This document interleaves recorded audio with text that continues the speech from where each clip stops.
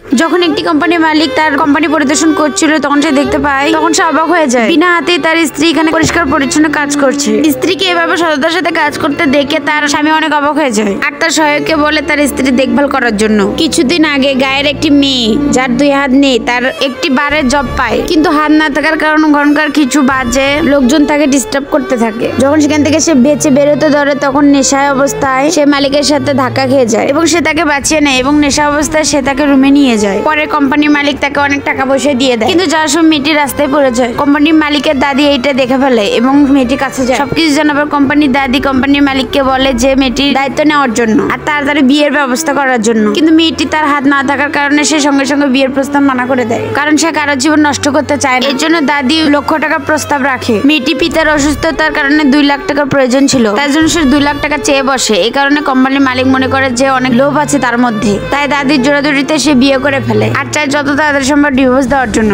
তারপর মেয়েটির সাথে কি হলো জানতে আমাদের চ্যানেলটি লাইক করে সাবস্ক্রাইব করো এবং কমেন্ট বক্সে পার্ট 2 লিখে যাও।